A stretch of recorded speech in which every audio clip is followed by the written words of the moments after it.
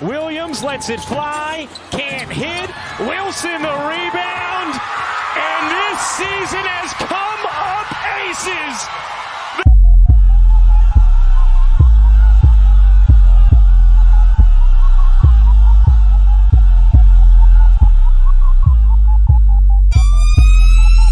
Hey, I also did that.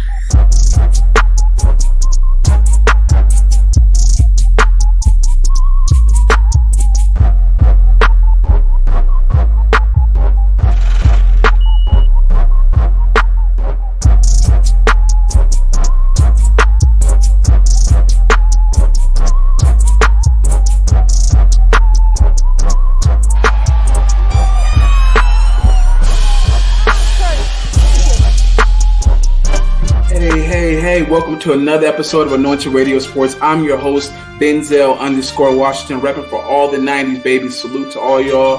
Thank you so much for being here. Thank you so much for tuning in to another episode of Anointed Radio Sports. I want you to do three things. The first thing I need you to do is go follow me on my Instagram, Facebook. My Instagram is Benzel_Washington 1993.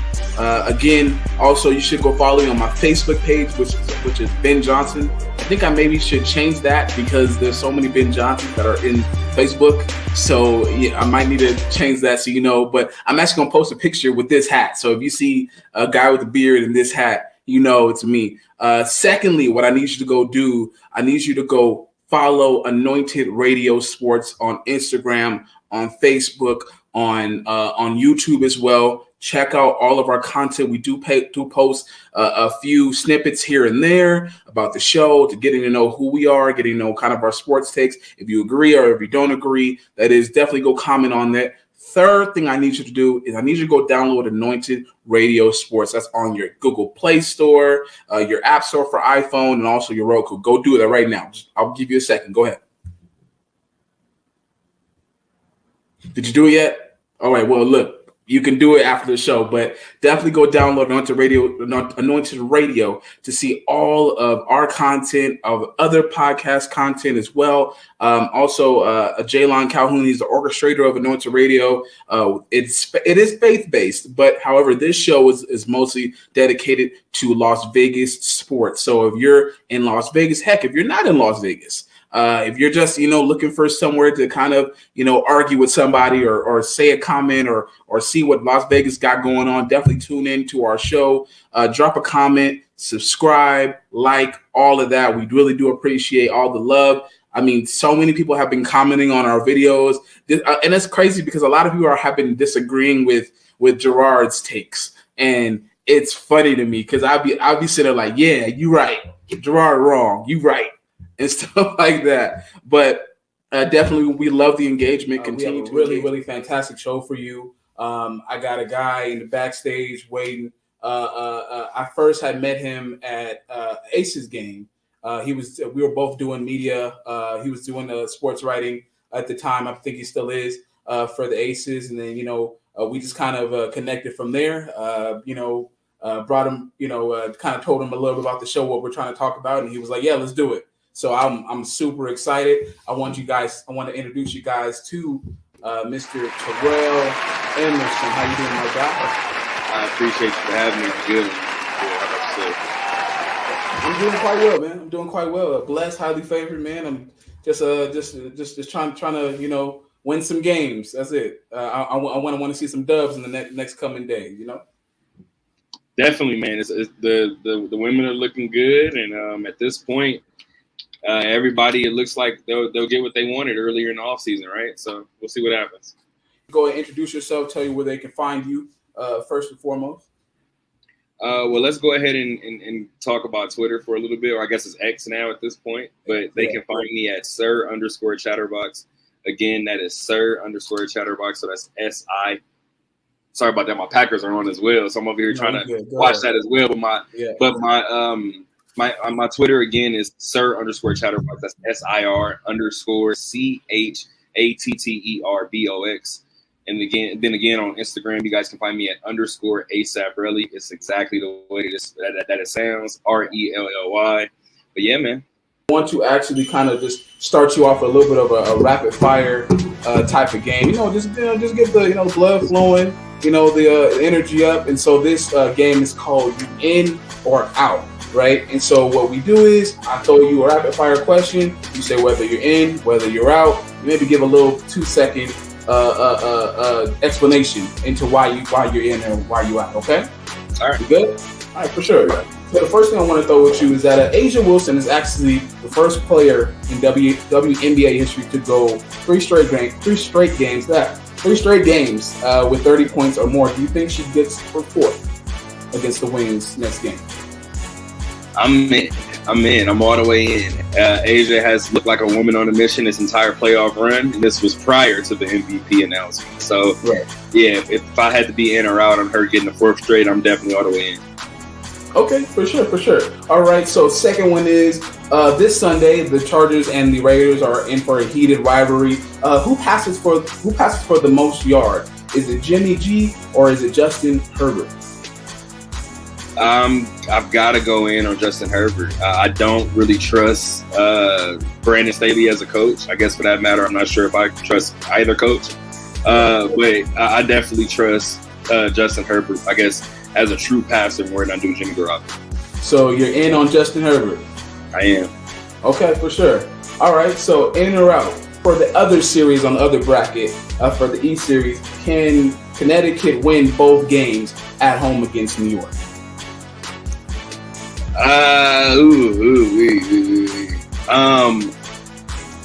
They can. So I guess I'm gonna be semantics man right now, and I'm gonna say I'm in on the idea that they can do it. I definitely think Vegas understands how difficult it is to play in that Mohegan Sun Arena, and they can talk about back-to-back games in that Mohegan Sun Arena as well. So I do think that the possibility is there, and I do think the possibility is better than a lot of people want to give them credit for at this present moment. But as I kind of said, heading into the show, it's looking like New York and Vegas are going to give us what we all. So you're in, but you're out at the same time. Yeah, man. Like I said, I had to play semantics because you said can they win? You didn't say do I think they could. Okay. I'll take that. Also, with baseball coming to Vegas in the next coming years, do you think are you in on the A's getting better by coming to Vegas? By the time they come to Vegas? No, when they come to Vegas, do you believe? Are you in on them turning it around and being one of the best teams in baseball? All right, so I'm gonna play semantics man again. Yeah, they will. I'm all in on them turning it around at some point. I mean, once you make the move, the only way is up. And this is a team that I've covered very, very closely with my time with the Aviators. And I mean, again, I've talked to many people in the franchise, and they're high on what this franchise is doing. They just don't really have a timetable for it. Okay. All right. I'll take that. Are you in or out? More likely, Jimmy G throws for 2 touchdowns this weekend or 2 interceptions? More likely, huh? Yes. Jeez. I know this does not sound good for Raider fans, but I guess I'm in on him throwing 2 interceptions. Just because we're 3 weeks into the season and we're already up at 6. You haven't had a game where Jimmy hasn't thrown a pick. I think at this point, that's one safe bet I think that you can make at some point this season. He won't throw an interception in the game, but I'm not sure if it happens this week. All right, for sure. Last question, in or out, the Aces close out the Wings on Friday? I might be out on this one.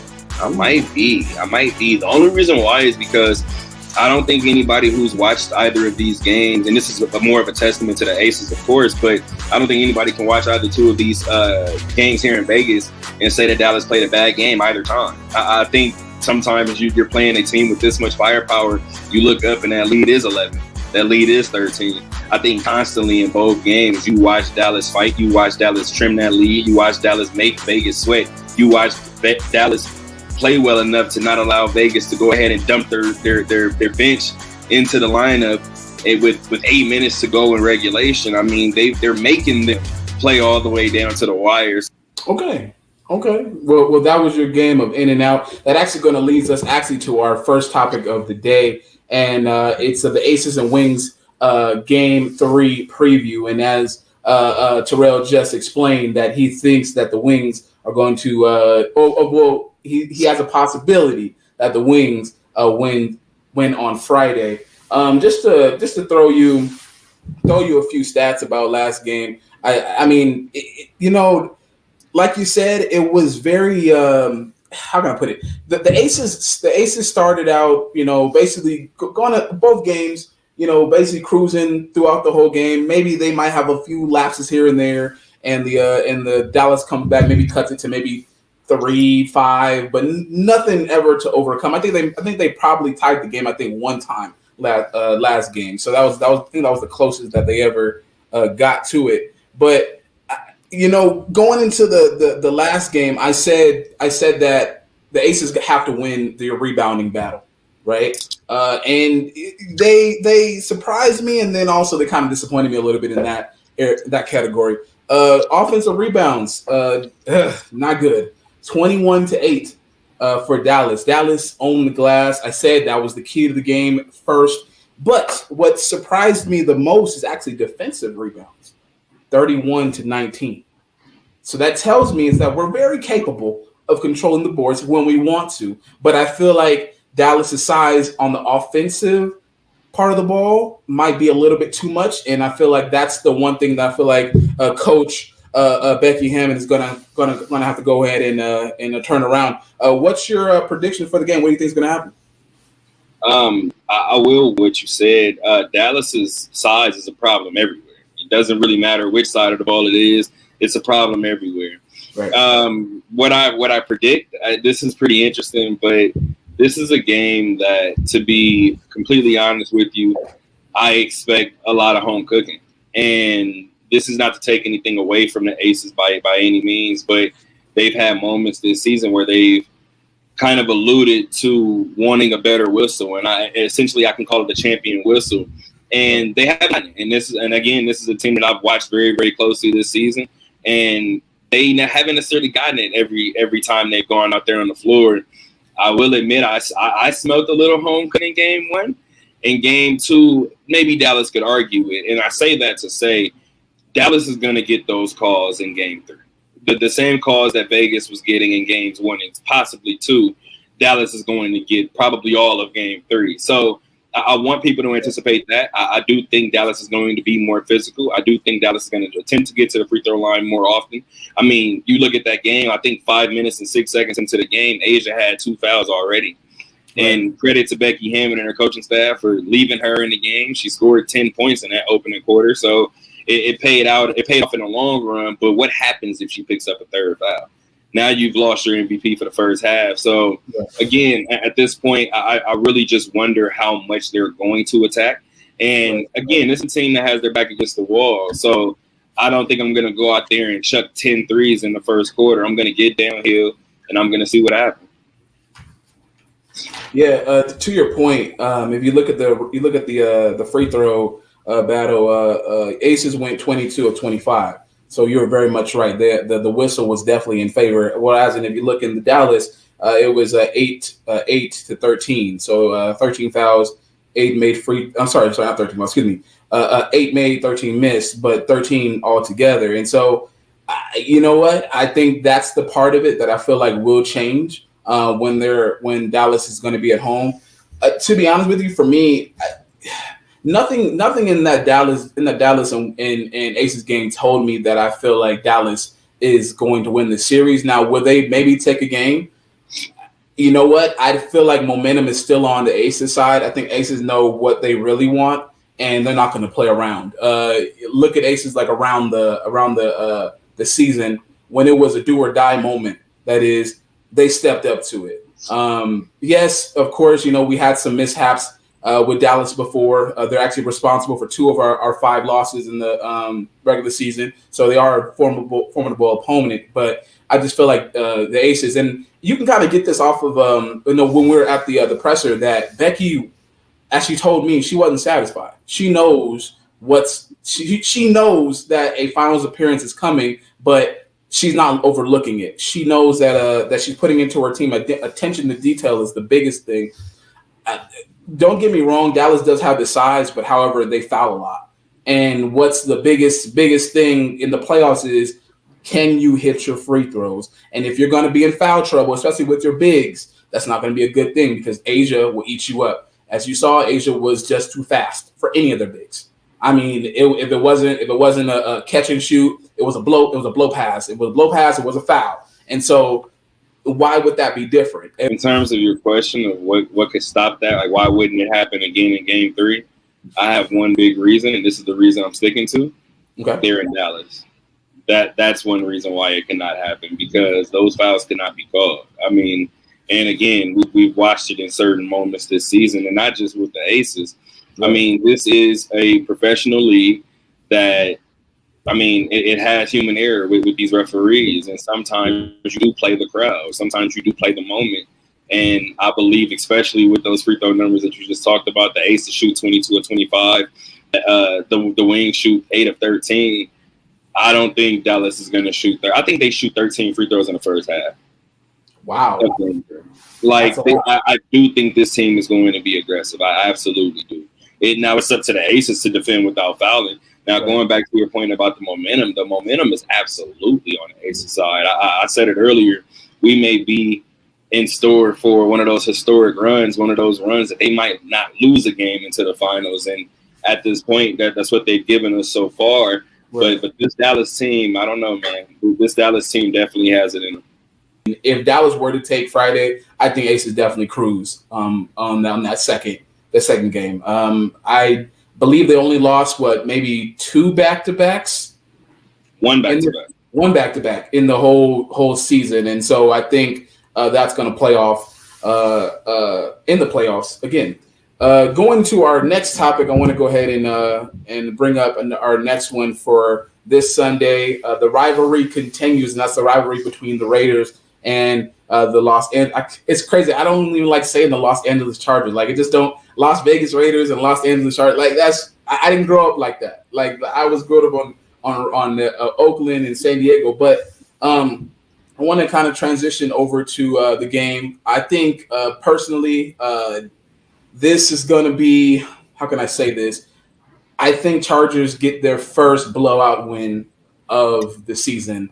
I got the lightning on for a reason, because I think the Chargers go ahead and take care of business easily. I wanted to get into stats with you, but I didn't want to just rub it into the Raiders' face. But they're not good on defense, and they're definitely not good on offense. And to be honest with you, it's just, I'm not sure if it's just continuity or it's a situation where, maybe Jacobs came in late to camp because of the contract situation, and then Jimmy G is trying to get acclimated to the system, and then Devontae is fresh. I'm not sure what it is, but for me, I just feel like offensively the Chargers are clicking. I know they had some bad breaks, with their defensive side of the ball, that is. But I mean, if you look at it, I mean, all-time record, against the Chargers, the Raiders have it 68-57-2. Last time the Raiders played, they beat them 27-20 at home. And also Eckler, Derwin James, J.C. Jackson, and also Mike Williams might be out for this game as well. Even with that being said, I don't believe in the Raiders' defense. Mr. Terrell. I mean, to be honest with you, man, I really think now I was wondering how often, I was going to say Derek Carr's name throughout the season. And this is one of those moments, especially whether it's Derek Carr, whether it's Jimmy Garoppolo. I think oftentimes you get to those moments where you count those guys out. And I think it's always those games, Derek Carr is not going to be able to keep pace in this game, or Jimmy G is not going to be able to keep pace in this game. And I think, again, with the injuries that you just mentioned, I think this is one of those games that Jimmy goes out there, protects the football, has 2 touchdowns, for instance, and he goes into the fourth quarter with a lead. It wouldn't shock me if that was the case. Now, you didn't ask me for my prediction, so I'm not necessarily going to get into that yet, but I do think as long as the Raiders have Jimmy Garoppolo, and I know a lot of people are going to say, what have you been watching these first 3 weeks? But again, Jimmy has proven he can win in this league, and he's proven that he can win at a high level. We've seen teams not look very good to start the year and turn it around. And I think that's the biggest thing.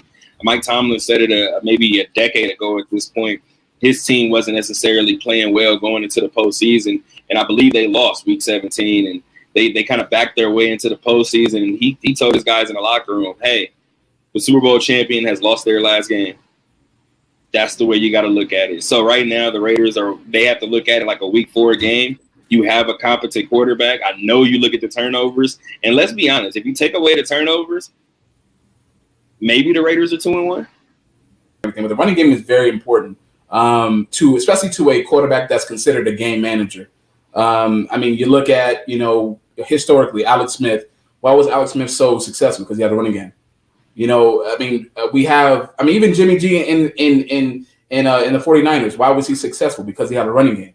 People want to say, "Oh, Jimmy G has one of the top, winning percentages in the NFL." Yeah, that's because he had a running game behind him. Now we're seeing him without not a true running game around him. Maybe Josh Jacobs, possibly, gets kind of going, but it just doesn't seem like the offensive line. I mean, it's funny. We actually had Colton Miller at the game the other night, and he's a good Pro Bowler, I believe, tackle. But it's like, I don't know what it is. It's just the running game is the biggest equalizer, I feel like, in this game, and I don't feel like it's going to be able to sustain. However, I will say one thing: the Chargers' passing defense, I believe, is 27th in the league right now. And yes, okay, that's a bad thing. Of course, that's a bad thing. But however, for what it's worth, that is, being 27 in the league, you got to have a competent quarterback. Like last week, you had Cousins. He threw for almost 300 to 400 yards on that passing game, but however, it was the defense that stepped up and him throwing that interception in the end zone to end the game. And so we'll see. We'll see what happens. Moving forward, the Chargers defense is 27th in the league. So Jimmy G shouldn't have any problem passing on them. But I don't know. I just don't believe in him that much. If I'm going to say a score, Chargers offense is humming. They're top 5 in the league. So I'm going to go. I'm gonna go 31 to 13. Yeah. Ooh-wee. All right, that's pretty lopsided. Man, this is tough. At some point, the Raider rushing game has to wake up, right? At some point, it has to wake up. Everybody's paying attention to the league's leading rusher. I mean, that's just what it is. I mean, at the end of the day, you would be a fool to go into the Raiders, going to a Raiders game at home, away, whatever the case may be at this present moment, early in the year, and not have the game plan entirely be on the defensive end. Stop Josh Jacobs. That if you allow Josh Jacobs to beat you early in the year as a defensive coordinator, maybe you don't need your job. So everybody is saying, Jimmy Garoppolo, you have to beat us. I mean, you pay attention to the Denver game, the one game that the Raiders have won, it was that. Jimmy Garoppolo had to beat Denver, and he did it. So this one... Ain't that win kind of discounted, like how Miami did them last game? Ain't that win kind of discounted? Because I mean, NFL, not a thing is discounted. Not a thing is discounted in this league. Doesn't matter. All right. But... I think this is a game that, like I said before, I think this is a game that the Raiders can kind of go in there and suck some of the energy out of the building and suck some of the air out of a SoFi Stadium that's probably going to be half of their fans anyway. They haven't had the home field advantage at Allegiant. My point exactly. They haven't had the home field advantage at Allegiant for a pretty in a pretty long time. So maybe you get that feel in SoFi. I know the Chargers haven't had it for a little bit. So at this point, again, I'm going back to coaching. I know this is scary to go ahead and put some chips on Josh McDaniels, but I just refuse to put any chips on Brandon Staley. I've been pretty consistent in my argument. I've watched this man coach his teams into close games when they should be complete blowouts. Right. And I've watched this man lose games in games that, again, should be wins for the Chargers. So with that said, I think a combination of Brandon Staley overthinking things and Jimmy Garoppolo getting a fluidity to the offense. I mean, honestly, I like Aiden. In the preseason, he looked solid. Out of all the rookie quarterbacks, I can definitely say in the preseason, he looked like the most solid. I think CJ Stroud is actually kind of taking the lead on rookie quarterbacks, but I like Aiden. If I mean that's a tough ask for Aiden to say go on the road, to SoFi and win on his first start and win a game. In the division. Yeah, in divisional game too. Even though I will say you're very much right. It's definitely about 75-25 Raiders in there. They definitely pack out the house. But I will. Oh wait, you didn't say a score. Did you say a score? I didn't. Geez, I almost got away with it. All right, I'll do it. I have the Raiders.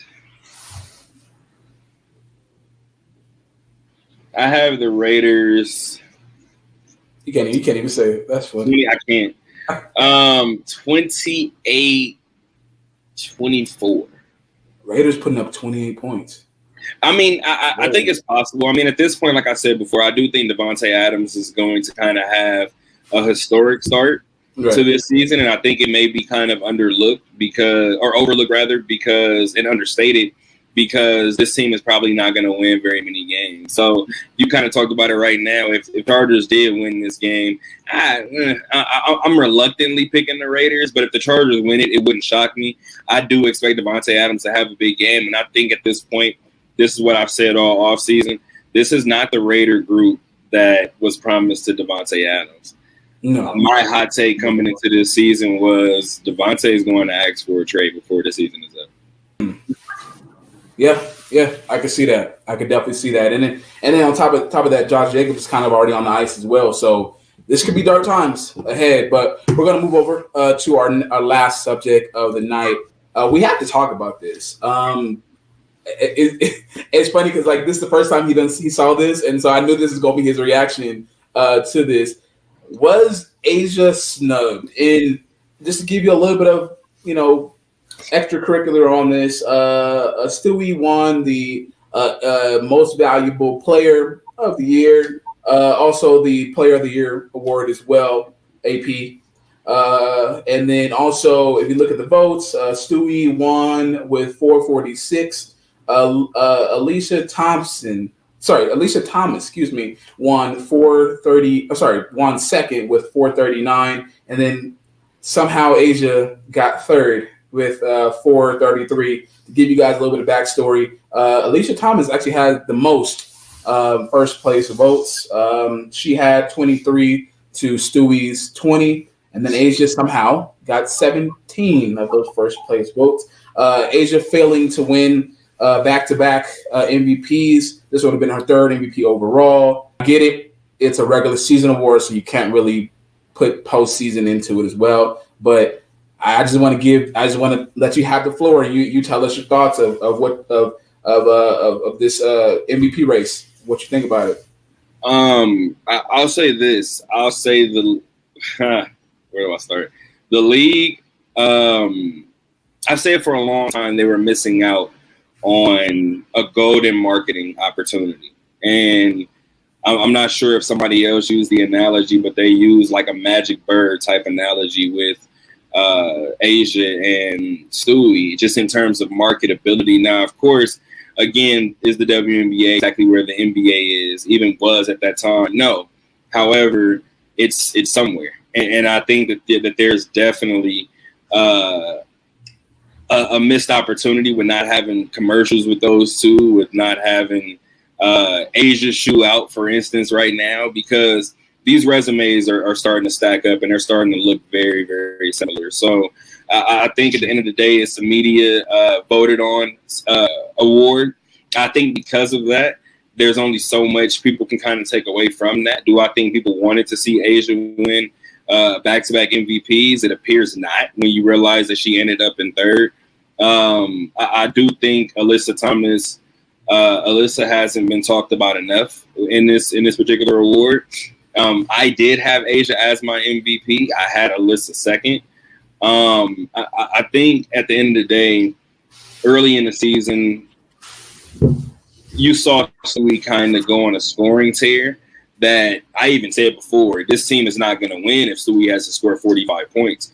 But if that continued all season long, then I think the MVP would have been a kind of a no-brainer. But I do think there was a little bit of I don't want to say bias, but they understood. You can say that. You can say well, because I mean, at the same time, too, if you look at last year, you could argue that if I want to use the word bias now, you have to use the word last year as well when Asia won hers.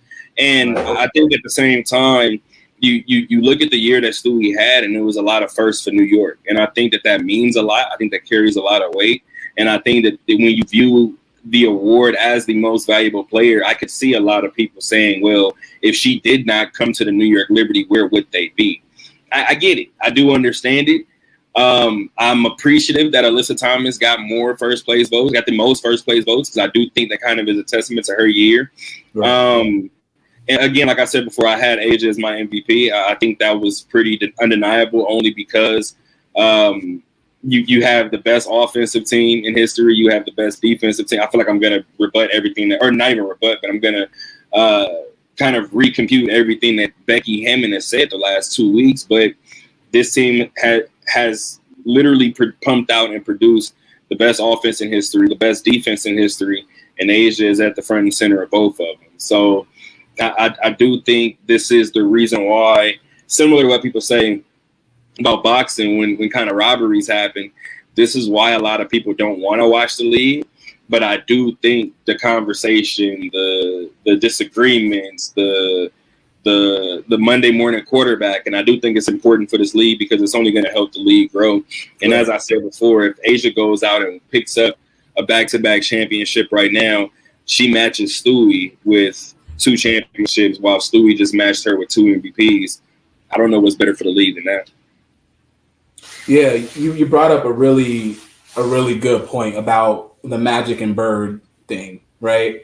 Look where the NBA was when that first popped off. They were tape delay, not that much viewership, dying league. Honestly, I'm to the mindset if it wasn't for Magic and Bird, we might not have the NBA as it is today and how globalized it is. And it's very funny you bring that up because that's exactly, I think, what's happening here. We're kind of, I wouldn't say the WNBA is in like a birthing stage, but I can definitely say we're in a stage where a lot more eyes are on the WNBA. I think they said this was a record viewership the year for the WNBA, and I think that's for a reason. Going to the MVP race though, and I'm not going to be as nice as you were. Asia got robbed, and I'm pretty sure we professionally, I mean, because of our integrity, we can't sit here and just lay on what we really want to say. But I'm going to keep it light, and I'm going to say, yes, Asia was robbed. I mean, the WNBA got this completely wrong. Yes, she got the Defensive Player of the Year, and I feel like that's good in itself. But the MVP means that you are the best offensive and defensive player, right? Offensively, okay. Stewie is right there with Asia. I can definitely say because Stewie maybe shoots more threes, her shooting percentage is probably going to be a little bit lower than Asia. Asia's more 15 feet and in. But however, defensively, Stewie's not touching Asia at all. Leadership-wise, Stewie's not touching Asia. Overall, just the whole gravity of the aces starts with Asia. I think the gravity of New York starts with Ionescu, and that's just me, but I think Ionescu is the best player on that team. Now, people say, "Oh, she's younger. Stewie's been more accomplished." Yeah, but I mean, I saw Ionescu and Stewie up close and personal this year, and I can definitely say Ionescu was the best player, was the better player that night of the two. You can't say that about Asia and nobody else on this team. Asia is the unquestioned best player on the Aces, best player in the league. And then the crazy part about it is, and this is what I don't understand about the WNBA or about the NBA period. It's like, okay, I get it. It's an MVP award. I feel like it's more based upon the market of where you're in. Yes, New York is a bigger market than, probably Vegas, that is. But however, I feel like that kind of played a little bit more biased into the MVP race. I feel like New York is kind of pushed a little bit more than probably Vegas or LA or Chicago or any other big markets would be. And so you're going to put more of games for Brianna to be on television rather than you put on, for Asia. I feel like more eyes should have been on Asia, but hey, whatever, that is what it is. But if I say MVP, and that means most valuable player, Aces were the best team in the league. Asia was the best player in the league. Asia was the best player on the best team.